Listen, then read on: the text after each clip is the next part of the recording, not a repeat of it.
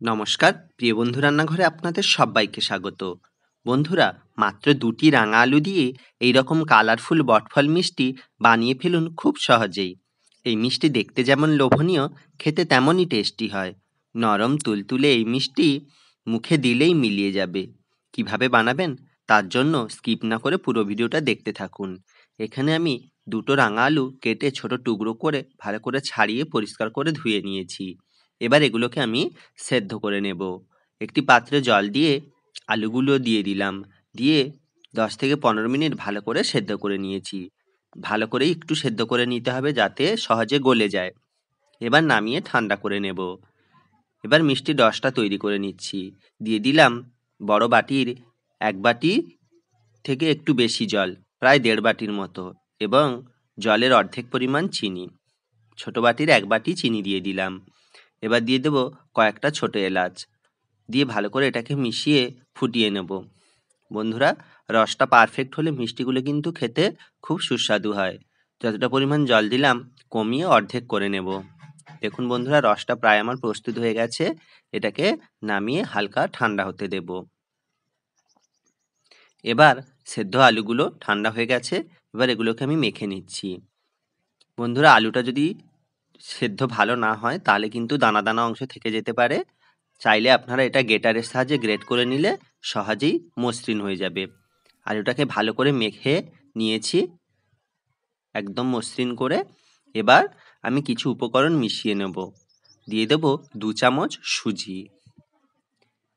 ঠিক যতটা পরিমাণ সুজি দিলাম তার ডবল পরিমাণ ময়দা। এখানে আমি ৪ চামচ ময়দা ব্যবহার করেছি এবং ৪ চামচ গুঁড়ো দুধ। মাপটা ঠিকঠাক হলে মিষ্টিগুলো কিন্তু একদম পারফেক্ট হবে। দিয়ে দিলাম ১/২ চামচ বেকিং পাউডার এবং ১/২ চামচ এলাচের গুঁড়ো। দিয়ে এটাকে ভালো করে মেখে নিতে হবে। এখানে কিন্তু কোনো রকম জল আমি ব্যবহার করিনি। জলের খুব একটা প্রয়োজন হবে না। আলুর যে জলীয় অংশটা রয়েছে সেটাতেই ভালো করে মাখা হয়ে যাবে। আর ডোটা একদমই নরম হবে। কোনো রকম শক্ত হলে মিষ্টিটাতে রস ঢুকবে না। এইভাবে একদম নরম করে আমি মেখে নিয়েছি। দিয়ে ২ মিনিট রেখে দিলাম সুজিটা নরম হওয়ার জন্য। এবার হাতে অল্প ঘি নিয়ে এটাকে ভালো করে মেখে একটা ডো তৈরি করে নেব। আমার ডোটা তৈরি করা হয়ে গেছে।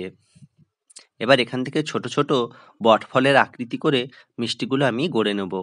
বন্ধুরা, একদমই ছোট ছোট যেমন বটফল দেখতে হয় সেইভাবে আমি গড়ে নিয়েছি। আপনারা চাইলে বড় ছোট করতেই পারেন। এরকমভাবে ছোট ছোট শেপ দিয়ে আমি সমস্ত মিষ্টিগুলো গড়ে নিচ্ছি। মিষ্টিগুলো কিন্তু ভাজার পর অনেকটাই ফুলে উঠবে। আমার মিষ্টিগুলো প্রায় সব তৈরি করা হয়ে গেছে। এবার এগুলোকে আমি ভেজে নেব। এই সম্পূর্ণ মিষ্টিগুলোকে আমি ৩ ভাগে ভাগ করে নিয়েছি। একটা ভাগ একটু গোল্ডেন ব্রাউন করে ভাজবো, তারপরে একটু সাদা এবং একদম লাস্টে একদম লাল করে ভাজবো। প্রথমে আমি গোল্ডেন ব্রাউন করে ভেজে নিচ্ছি। মিষ্টিগুলো দিয়ে এইভাবে খুন্তি দিয়ে এইভাবে অনবরত নাড়তে থাকতে হবে, নাহলে কিন্তু সহজে পুড়ে যেতে পারে। এবং এইভাবে নাড়লে মিষ্টিগুলো কিন্তু খুব সুন্দরভাবে ফুলে উঠবে। দেখুন আমার গোল্ডেন ব্রাউন হয়ে গেছে। এবার এগুলোকে আমি নামিয়ে নিচ্ছি। দেখুন কত সুন্দর ফুলে উঠেছে, একদম গোল হয়ে গেছে। এবার আমি একটু সাদা করেই ভাজবো। খুব বেশি ভাজবো না এই ব্যাচটা। একটুখানি ফুলে উঠলেই এটাকে নামিয়ে নেব। যেহেতু কোনো রকম কালার ব্যবহার না করেই আমি কালারফুল মিষ্টি তৈরি করছি, তাই এইভাবে আমি ভেজে নিচ্ছি। দেখুন, এটাকে আমি খুব ভালো করে ভাজিনি। এবার যেটা ভাজবো সেটা একদম লাল করেই ভাজবো। একই প্রসেসে মিষ্টিগুলো দিয়ে এইভাবে হাতা দিয়ে ঘোরাতে থাকলে ফুলে উঠবে এবং সব দিক থেকে সমানভাবে ভাজা হবে। দেখুন, এটার কালারটা আমি এইভাবে রেখেছি।